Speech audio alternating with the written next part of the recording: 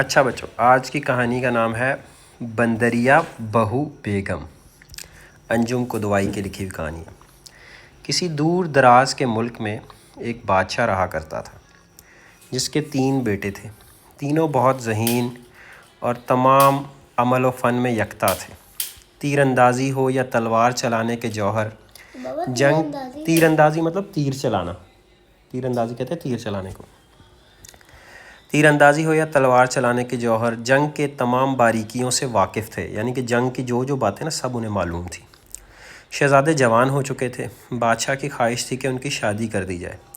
بادشاہ نے جوتشی کو بلایا۔ جوتشی ایک ہندوؤں کا نا ایک عالم ہوتا تھا جس کو پتہ ہوتا تھا کہ مطلب کب کام کریں تو اچھا ہوگا، اور اس سے اپنے دل کی بات بتائی۔ جوتشی نے 2 دن کا وقت مانگا اور تیسرے دن دربار میں آ کر بادشاہ کو اپنی رائے سے آگاہ کیا۔ اس نے بتایا کہ تینوں کی کنڈلی دیکھی، یعنی کہ تینوں کی میں نے قسمت دیکھی ہے، تو ایک بات نظر آئی کہ ان لوگوں کی شادی کرنا آسان نہیں۔ ایک لڑکے کی شادی میں مشکل آ سکتی ہے۔ اب وہ لڑکا کون ہے یہ میں نہیں بتا سکتا۔ ان کو میرے ساتھ جنگل بھیج دیجئے، میں کوئی ترکیب کرتا ہوں۔ لہٰذا یہ تینوں جوتشی کے ساتھ جنگل گئے۔ وہاں ایک درخت کے پاس جا کر جوتشی نے کہا کہ تم تینوں اپنی اپنی کمان سے تیر چلاؤ۔ کمان ہوتی لکڑی ہوتی جس سے تیر چلاتے ہیں۔ جہاں بھی جس ملک کی طرف تیر جائے گا وہاں کی شہزادی کو پیغام بھیج دیا جائے گا۔ تینوں بیٹوں نے کمان میں تیر لگا کر چھوڑا۔ بڑے بیٹے کا تیر ترکی ایک بہت بڑی ریاست کی طرف، اتر کی ایک بہت بڑی ریاست کی طرف پایا گیا۔ دوسرے بیٹے کا تیر دکن کی ریاست کی طرف پایا گیا۔ تیسرے بیٹے نے جو تیر چلایا وہ ایک پیڑ پر بیٹھی بندریا کی دم میں اٹک گیا۔ وہ پیڑ سے اتاری گئی اور طے ہوا کہ چھوٹے بیٹے کی شادی اسی بندریا کے ساتھ کی جائے۔ وہ بہت دکھی اور شرمندہ تھا، مگر مجبوری تھی۔ پہلے بچے والدین کی بات نہیں ٹالتے تھے، اس لیے وہ خاموش ہو گیا۔ سب شہزادوں کی شادی بہت دھوم دھام سے ہوئی۔ 2 ملکوں کی شہزادیاں محل میں اتریں، مگر تیسرے کے لیے چھوٹے شہزادے کی خواہش پر الگ محل کا انتظام کیا گیا۔ دونوں بڑے شہزادے اپنی رانیوں کے ساتھ خوش و خرم زندگی بسر کرنے لگے، مگر چھوٹے شہزادے کے پاس تو دلہن کے نام پر ایک بندریا تھی۔ وہ بہت پریشان اور شرمندہ رہتا تھا۔ ایک بار بادشاہ اور ان کی ملکہ نے کہا کہ وہ اپنی بہوؤں کا سلیقہ دیکھنا چاہتے ہیں، لہٰذا ان کو ایک ایک رومال کاڑنے کے لیے دیا گیا، یعنی کہ رومال پہ نا کڑھائی کریں۔ کڑھائی سے پھول پتیاں نہیں بناتے جو، وہ بنائیں، جیسے کپڑوں پہ نہیں بناتے سوئی سے، وہ۔ دونوں بہوئیں اپنے ہنر دکھانے کے لیے محنت سے رومال پر پھول بوٹے بنانے لگیں۔ چھوٹے شہزادے کو بہت شرمندگی ہوئی، مگر جب بندریا نے ان سے پوچھا تو اس نے یہ بات بتا دی۔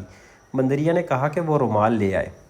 جب سب کے رومال بن کر تیار ہوئے تو بادشاہ اور ملکہ کی حیرت کی انتہا نہیں رہی کہ سب سے خوبصورت کڑھائی چھوٹے شہزادے کی بیوی نے کی تھی، جبکہ وہ بندریا تھی۔ دونوں بڑی بہوؤں کو بہت برا لگا۔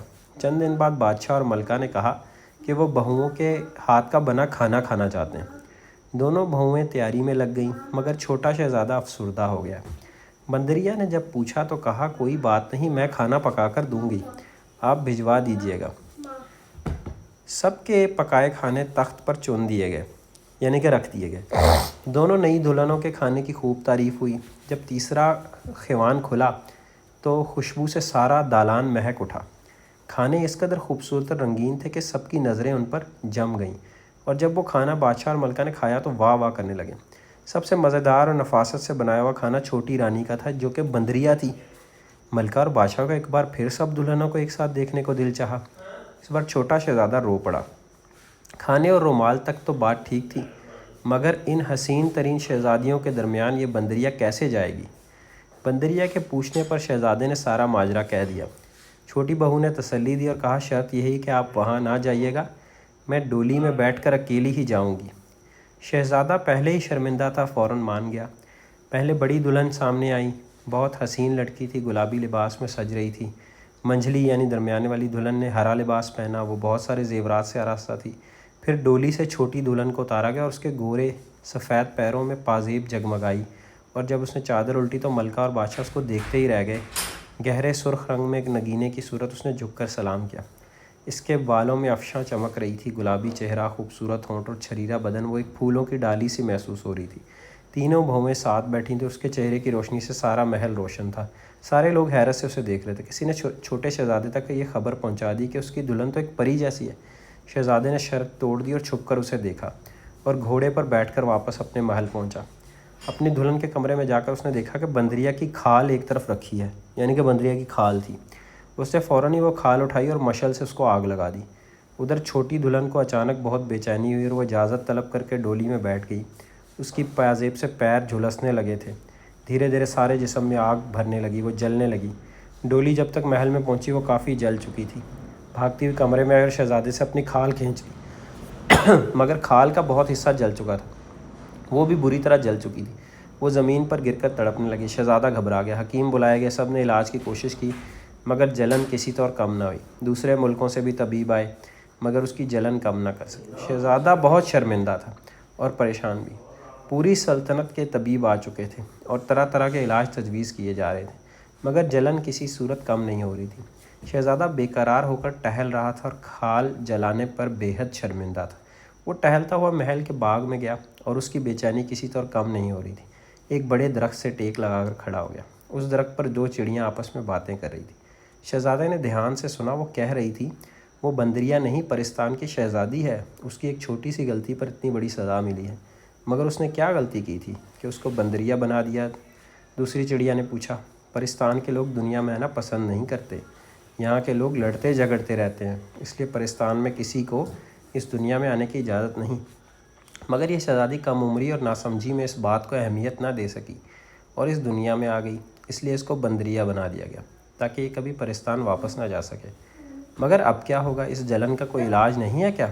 علاج تو ہے، اسی پیڑ کے پھل کو پیس کر اگر زخموں پر لگایا جائے تو ٹھیک ہو سکتی ہے، مگر دنیا والے مہنگی دوائیں تو خرید لیتے ہیں، پیڑ پودوں کی قدر نہیں کرتے جن میں ہر مرض کی دوا ہے۔ شہزادے نے چہرہ اوپر اٹھایا اور چڑیوں کا شکریہ ادا کیا۔ پیڑ کے پھل چن کر محل میں واپس آ گیا اور نوکروں کی فوج ہوتے ہوئے بھی اپنے ہاتھوں سے وہ پیس کر مرہم تیار کیا اور جا کر اپنی دلہن کے زخموں پر لگایا۔ حیرت انگیز طریقے سے زخم ٹھیک ہونے لگے۔ 2 ہی دن میں وہ اچھی ہو گئی مگر بہت خاموش تھی۔